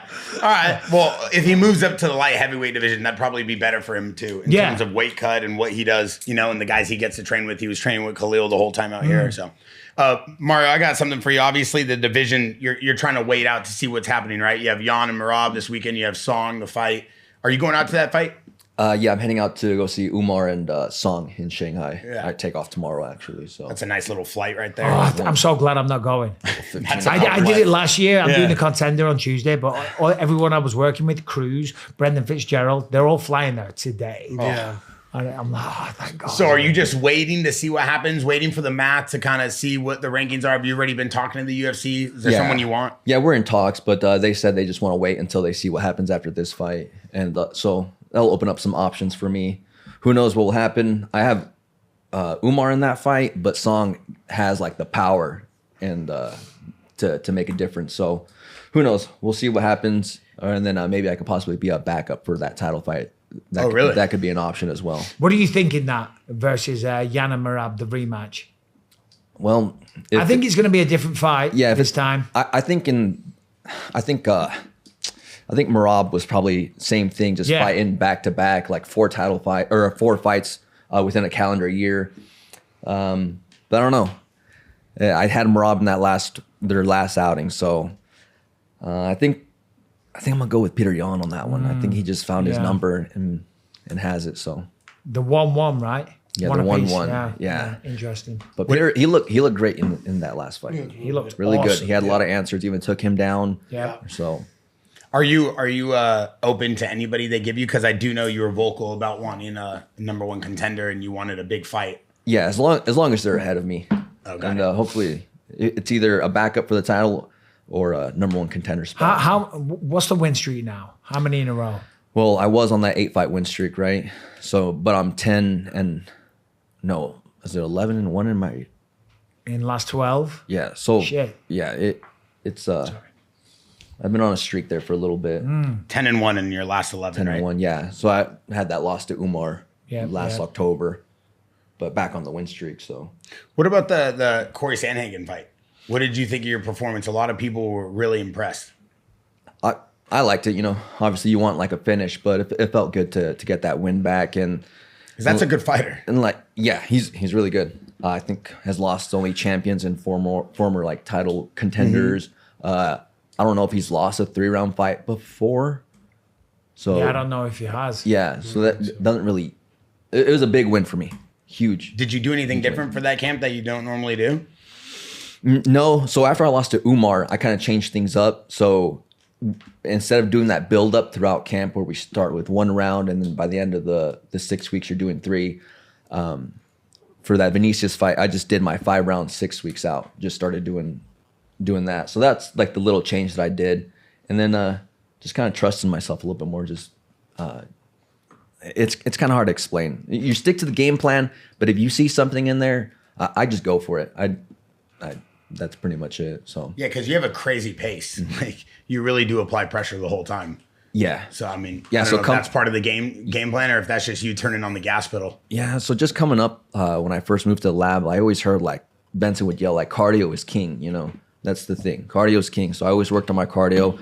I've always heard stories of like the way Dominic Cruz trained, the way Henry Cejudo trained, all these like top guys. So try to mimic that and really build that gas tank. Yeah. So A few things before we hop in the cage. I'm going to ask Bisping some stuff from what he saw. TJ, I know you have some stuff against the cage you want to show. People are really excited to see you guys in the last video. People are really loving the stuff inside the cage. So I want to keep that going, especially with you throwing John Paul around. Tyrone Woodley and Joaquin Buckley wrestled at RAF this weekend, and Tyrone Woodley got the win. Yeah, it's Did you guys crazy. watch this? I didn't see it, no. It was pretty impressive. Do you think Tyrone Woodley's going to make an MMA comeback? No. No, not a chance. I mean, he's probably going to try and get another fight with Jake Paul, which I don't think is a good idea. He's just trying to make money. He's trying to make money. The fire went in the UFC. That's Yeah. what went. He still had the ability, but there was no output. There was no aggression. You know, and Tyrone was a tremendous fighter, awesome champion. 5 title fights, I think. Yeah. But then towards the end, there was just no volume, and he was allowing people to dictate the pace. The fire went. Yeah, we saw this. We saw Sean Brady get in the singlet. I think this was the first time he's ever wrestled, and he had to go against the GOAT, Jordan Burroughs. Did you have a chance to see this? How'd he TJ? do? He lost. He got tech. Yeah, of course. Yeah. Y'all know Jordan Burroughs was the damn underdog for this? No. Are you serious? What? I looked at it one night and he was like minus 105. I was like, what? No way. Yeah, that doesn't make How any did he sense. do though? Did he just get utterly smoked, or did he have any success? I mean, it's mean- not looking good there. Sean Brady's a big dude and he's pretty strong. Yeah. Great grappling. I thought he would be able to do, I thought he was going to do good, really good. I don't know how good. What? Come on, dude. What, dude? He's a jiu-jitsu guy. Yeah, I thought he was going to do good. You don't think so? Against Burroughs? Yeah. No, impossible. in a wrestling match, there's levels. Like He I know he's the GOAT, but I thought Sean Brady was going to do good. I like Sean Brady. Yeah, I we think all he's- like him, but it's like Yeah, when you're gonna beat. He's a very sweet guy. Yeah, He's a lovely guy, but I don't think he beats Jordan Burroughs. And he didn't beat Jordan All Burroughs. right, two more things. Number one, Bisping. They talked about maybe a fight was going to happen in the Coliseum for the UFC. I heard Dana White talk about this. No. They talked about doing something else big, and he said that Craig Bassari, he's the head of production, had an idea, or Dana spoke to him, whatever.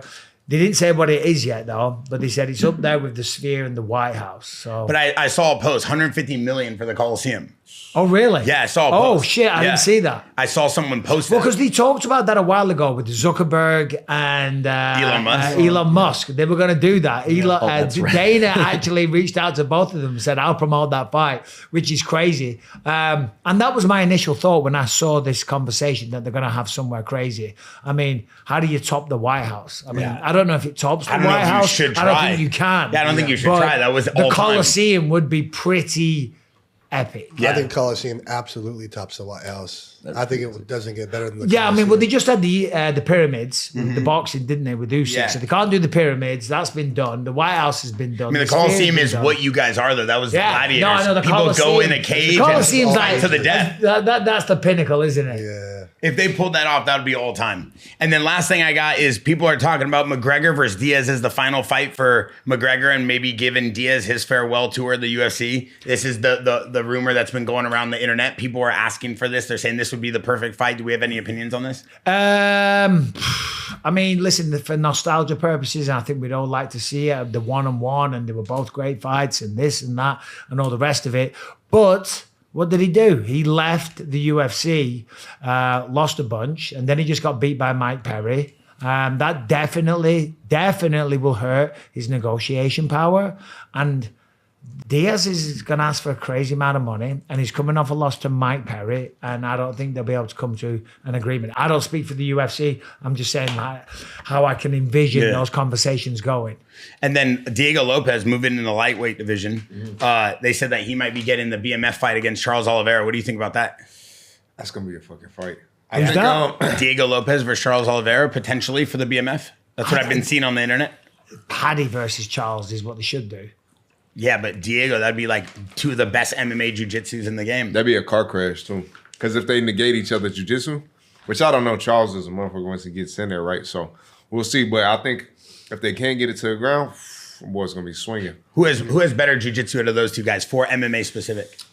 I mean, Charles. Yeah, I was about to say, if you're talking statistically, just no bias, Charles for sure. But Paddy would be interesting. By the way, you should have had this. Did you see this? Paddy, Gable Stevenson, and and who's the other one? There's a third one. Max Holloway. Max Holloway. They've got a hearing this week with the Nevada Athletic State Commission, and they're getting fined and potential purses withheld for jumping on top of the octagon and celebrating. It's the most retarded rule. Yeah. It's the stupidest rule ever. We are told, we are warned, you're not allowed to do that, but everyone does it. Yeah. What are they trying to stop? The McGregor-Habib chaos? No, it's been a rule for years, just like the 12-6 elbows was, but they did away with that. That was because they saw someone. So what are they going to do in eyes. this hearing? They're going to fine them. Diego Lopez got fined $2,500 for doing it. It's not bad. For at the White House? No, for When he doing jumped it on somewhere. I don't know where it was. He jumped on the White House one and did that crazy photo. That's crazy. You guys should be able to celebrate however you want. In boxing, you can jump on the rope. Makes no do sense. all that shit. I'm the first fighter to get fined in California, and they fined me because of They that. fined you? I jumped on the cage. Really? $2,500. Yeah. No, they said to Yeah. me when I fought at the forum, they were like, you can't do that. And I was in my mind, I'm like, if I've become champion of the world, you think I'm not jumping on the cage? You're out of your fucking mind. Yeah. No, I was gonna say it was 2,500. You're like, oh, that's not too bad, but you just won 100 G's. So Yeah, it's chump change. not too But bad. the people he named, Max Holloway, who else? All of these Holloway, guys- Stevenson, 2,500 and is chump Paddy. change. Yeah. But they're talking about like withholding their purse though. Oh yeah. That's the headline. That That's is what it crazy. says. Yeah. But I don't know if they've withheld the purse. Yeah, 'cause they've The already been fight paid. the fight was a while ago. Yeah. Before we hop in the cage, I found this awesome video, and it's Michael Bisping. England. Why are you going to bring this up? Mama, you're just trying to shit on me because I've It's corrected you funny. on the name. This is really funny. Rains every day in England. I swear to God. Every day. Bro, if there's not a video that describes Bisping better. So what did you do? You just walk by the guy and squirt him with water? He was talking shit every day, man. I forget his name. What was his name? I don't know, but someone on Team Henderson, he was just talking shit every single day. And I It's was all walking- time, that video. I had a bottle of water in my hand and I was like, you fucking dickhead. It rains every day in the UK. Whatever. Get All right, we're over going to it. hop in the cage. I'm going to ask Mario some stuff. I'm going to learn from the guys I definitely got to see and That was figure a out. long time ago, just for everyone watching. Yeah, It was I- great. It was great. It was all time. Don't ever change. Fantastic. And I want to figure out how you're able to throw these knees up the middle like that. Incredible, especially for your height.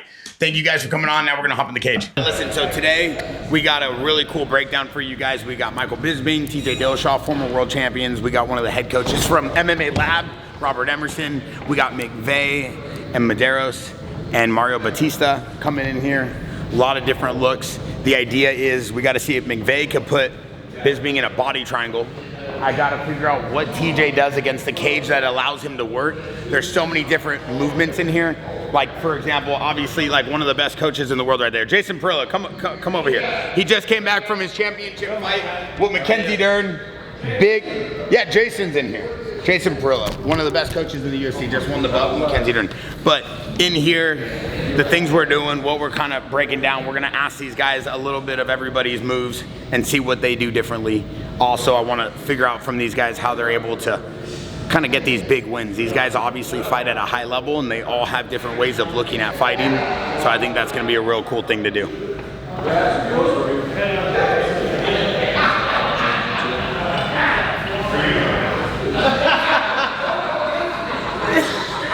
Are you messing? What do you mean you made? Yeah, you sell these. You design. I'm kidding. TJ, what do you got in here? Anything good for today? Yeah, man, something I showed in the past, but just kind of emphasize on some cage work, some cage wrestling, something I think that would have helped Fluffy out a lot, getting that actual fight to the ground like he wanted to, rather than just pressuring him against the cage. You did the hard work, you got him to the cage, and just some like small minor details that could have made that body lock really work. You know, he was just diving in on that single leg to hold him there, just like stall the fight out, but that you could have used that little high crotch single leg to his advantage to get the body lock and finish the actual shot. On one of the fights you were breaking down in the heavyweight division, you kept talking about kind of where his shoulder was on the outside of the line and why every time he was coming through. Sergey was throwing a jab. Yeah, and every time. Every time Sergey threw a jab, he would slip it real well, yeah. And then he'd come back with his counter, right? And he kept slipping. He would keep his hand down when he's slipping. He'd keep his head down when he's slipping, right? So now you're slipping my jab. He's slipping my jab. And like I'm trying to hit it, he kept slipping and he would counter. So if I see him slipping like that and his hand stays exactly where Bear's was, I'm gonna throw this exact same jab and I'm gonna switch at the same time and bring a little fast 3/4 to. I don't want to up and around, so 3/4 head kick because his head's gonna go right into it. So he's slipping my jab. I saw that, nice, right? I'm gonna throw it over his shoulder so he slips it even better. Boom, and get that kick on the same side. Because Sergey's got a good left kick. He did it later in the fight. He threw without setting it up. He just threw the kick. And not to get him to slip your jab, boom, at the same time. Now, what if I eat that and then I just apply pressure on you? Because there's not, you know what I'm saying? Like, obviously, I have a bigger base. I'm only going to say this because last time he tried to make a fool out of me with Demetrius Johnson. I'm like, throw a jab. And he goes, and it turns it into a fucking hole. Let's ask Coach Perillo, one of the greatest striking coaches in MMA. I was going to say something there. When you slipped the jab, you don't slip like that. What do you mean? You don't lean. That's exactly how Put you your slip. hand out. No, at it's your not. waist. No, it's not. No, it's not. Put your arm out. Hold your hand out here. Right? Just make a fist out. You'll lose a point for that. Don't poke it in right? the eyes. You don't lean. All you got to do is rotate. Just hold it there. Look. Rotate here.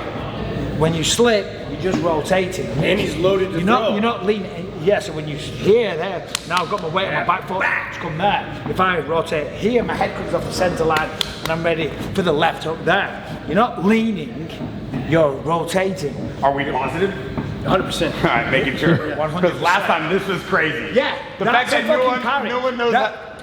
Hey, Coach Perillo, this is a parry versus a block. Yes. So if you were to throw a jab, that's a parry. That's not a parry. I don't know what that is. Well, you threw it at the wrong hand. I'm throwing it at your face. Oh, okay. Because you guys do this shit, you don't even throw at the face. I'm going to throw it at your face. Throw it at my nice and face. slow. See, I don't need to move. It's right here in front of me. That's This is a block. That's a block.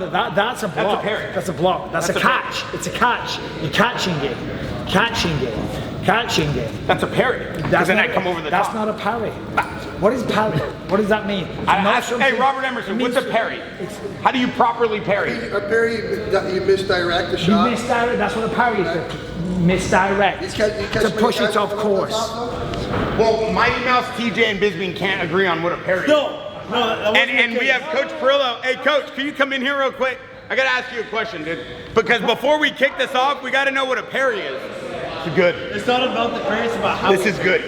He went like this with his parry all the way out the He way. doesn't know how to parry. He's a world champion. Mighty Mouse is I think this is a parry. I think a long one's a cross block. That's a cross block. Okay, so we have some of the greatest minds in the UFC right now, and no one can figure out what a parry is. And this is crazy. Gets out of the way. This guy's won world championships with BJ Penn, Chris Cyborg, Tito Ortiz, Michael Bisping. You name it, he's done it. And we can't figure out what a parry is? Like, bro, you won world championships and helped coach some of the greatest UFC fighters in the world. Can you please tell us what a parry is? Jason, come here. I'm going to throw a jab. Would you parry the jab for me, please? Well, there's a I'm gonna different go very version. slow. There's catching one. See that terminology? They're catching one. You can That's catch catching. it, and then you can parry. Now, if you're going to parry, you might bring it down so you can go over the top, but you'll give it to direction. But it matters it matters what you're reading, and what you're talking about is because now if he's parrying mine, and I feint and then come around because I notice that he's reaching for it, then sure.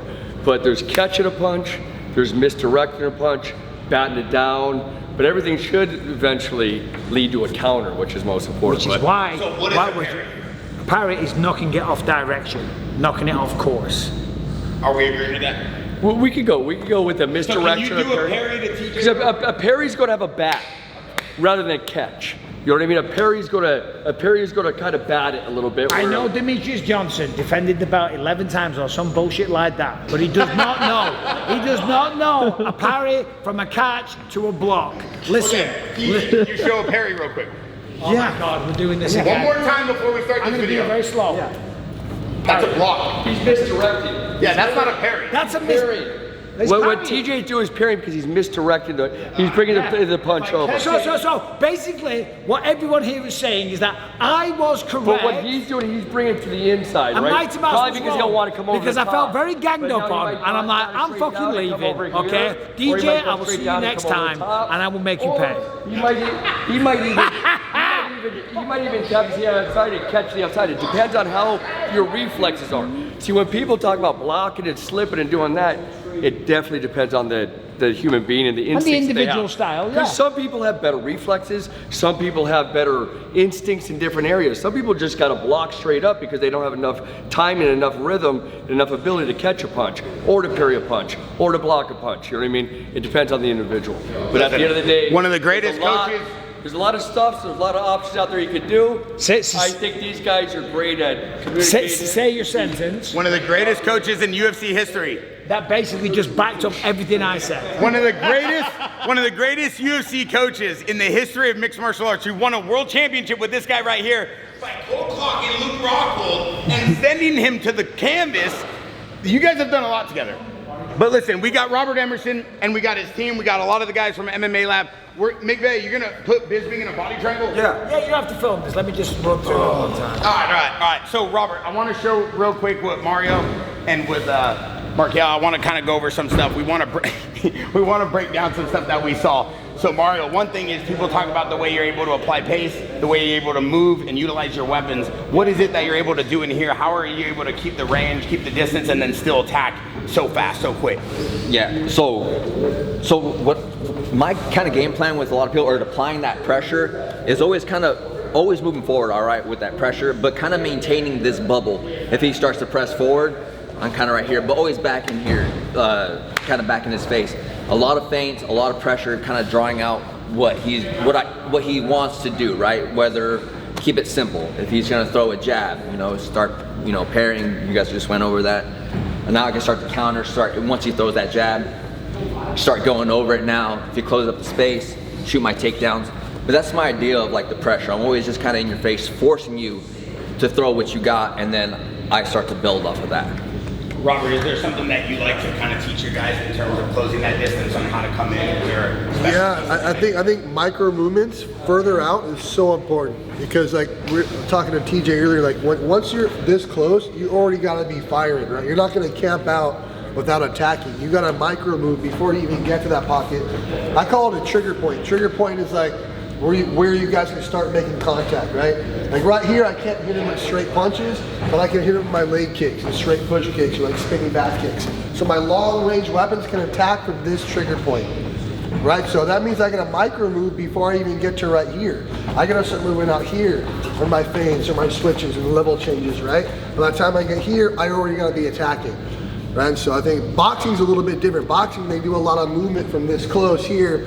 A lot different weapons, different range, different rule set, different science. Marquel, how did you put together those elbows? Can you kind of show us that one, Robert? Yeah, so like I said, Mason leads a lot with this jab. At the beginning, he wasn't covering as much distance, so I was using almost like a skip the rock motion, or just he jabs a pull motion and coming over the top.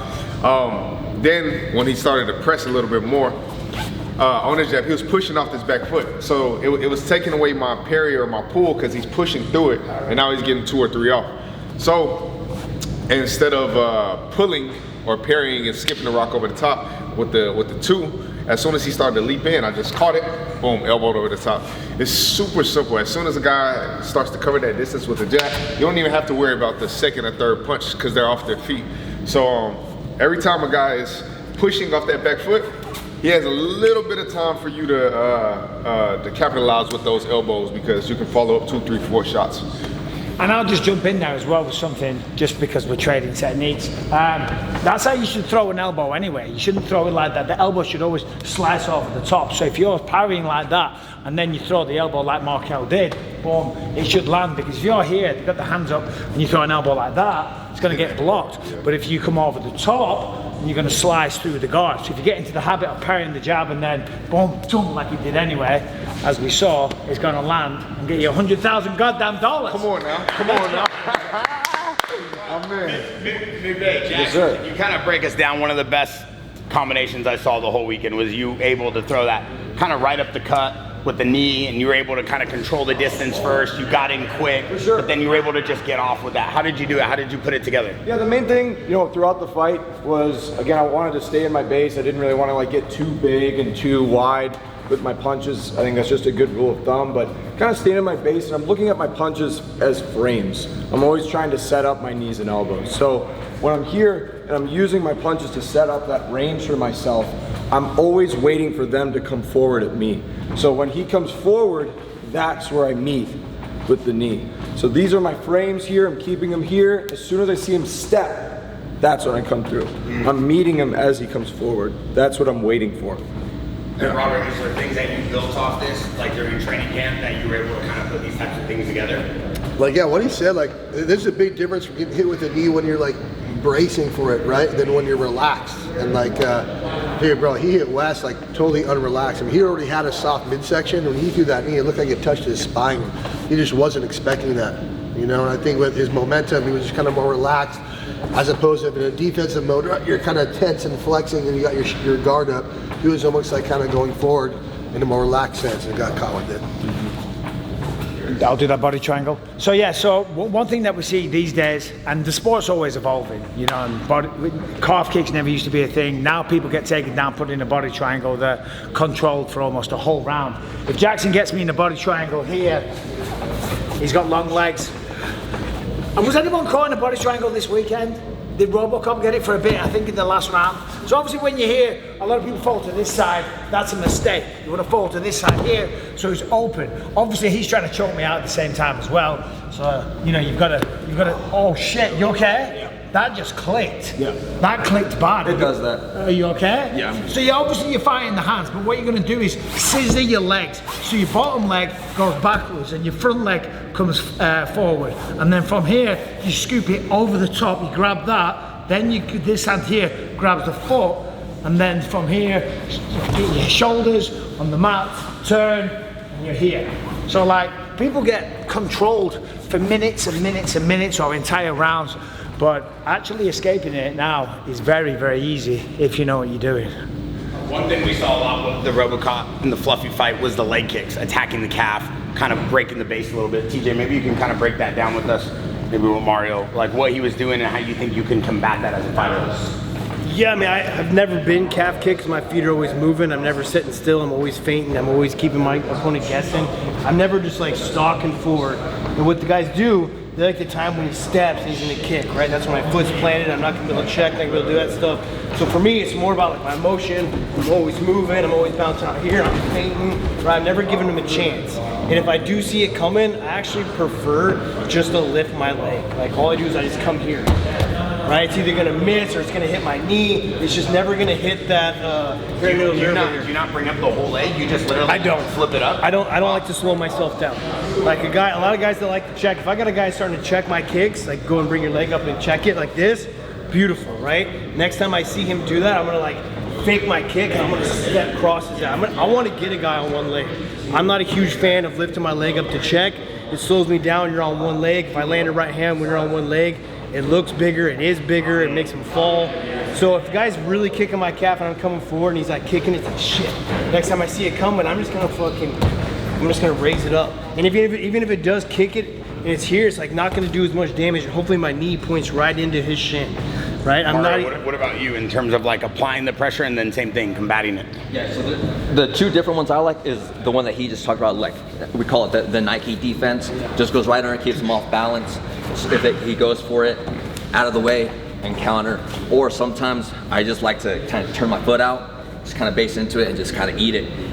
And most of the time it'll hurt him worse than it hurts me. So, because then it's shin to shin, I'm never hitting that nerve. And most likely I'm probably gonna get hit on the instep where it's really gonna hurt my ankle too. Robert, we saw Marquel like in the first probably 30 seconds of the fight. Not we had like 5 calf kicks in the first like 90 seconds. He actually catches everybody in our team on calf kicks. Yeah. How do you do it? Simple, man. I think the biggest thing, so this is the biggest separation from like how we fight now versus some of the older generation. They were all just chopping at the leg.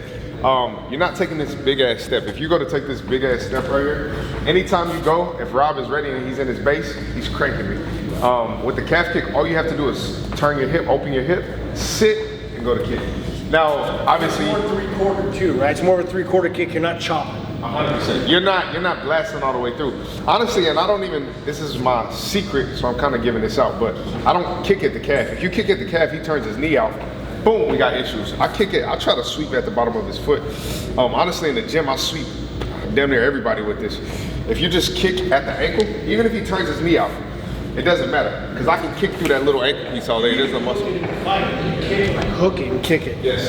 If he's stepping, so if Rob decides to step, I'll hook and I'll bring him with me, just to take off his balance and stop the pressure.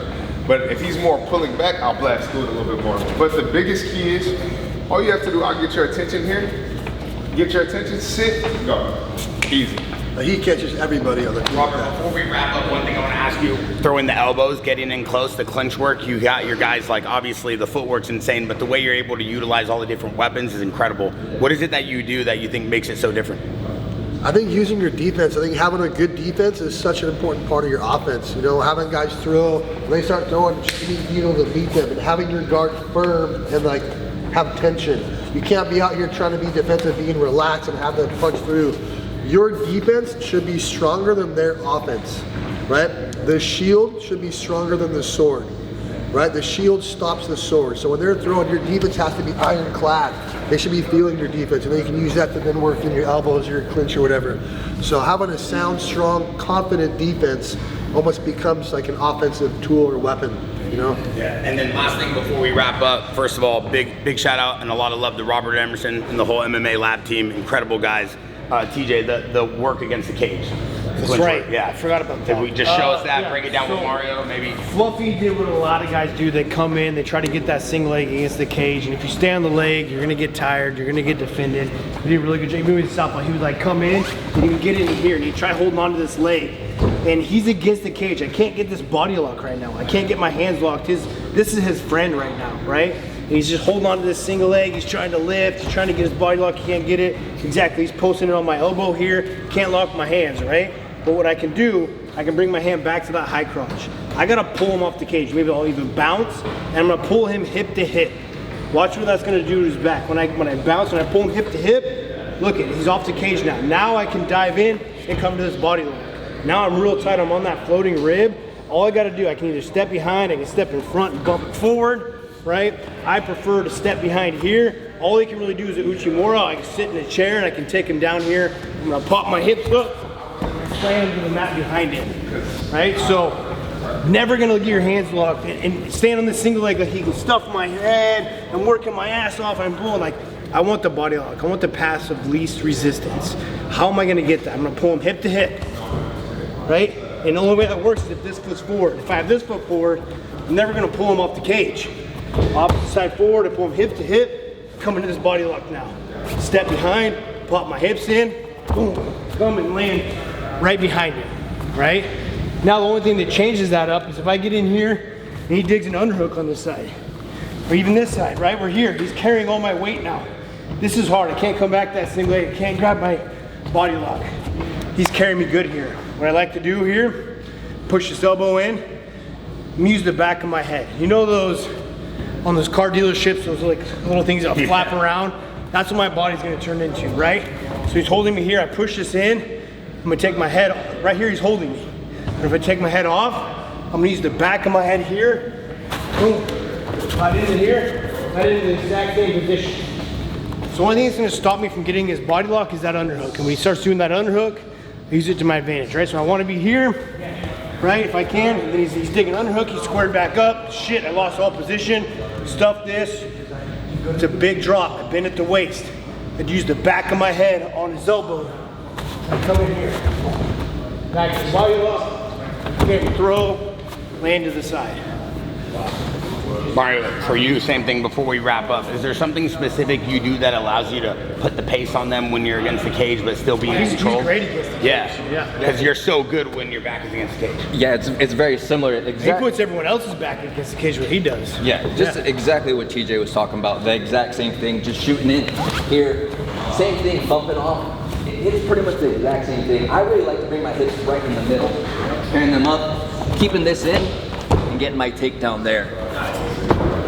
And it's pretty much the exact same thing. The thing is about chaining those things together. I think that's where we kind of get stuck on one thing, can't get it, we're just kind of holding there, can't get it, just chaining those things together. Whether it's knee on the inside, getting it moving, they step back in front to stop it, you step behind, get that pop that he was just talking about. It shows why you use so many different weapons during your fights, because you're constantly adding things and connecting things to other combinations. It seems like that. I have to adapt to what his defense is, right? If he's parrying my jab, if he's slipping my cross, if he's defending my single leg, pushing the elbow, it's always an adaptation of what your opponent's doing. A lot of small details and a lot of things these guys do to come out here and put on exciting fights for us. You know, obviously a former world champion for a reason. TJ Dillashaw, always good at understanding what a fighter does. I think he'd be a phenomenal coach. I think he should be coaching full time. And then obviously we have Coach Perillo in here, Michael Bisping, and the whole team. Really appreciate you guys all for watching this. If you guys want to get one of the chains or the new watches we have, you can use promo code POD20, get 20% off site-wide. And if you go check out our Jaxxon podcast Discord, you can see everything we got going on. Plus, I got a brand new channel that shows you the ins and outs of all the training we've been doing here. Just go look at Degidio on YouTube. You guys can see everything we're doing here at the Jaxxon Media House. Thanks for watching. We're out.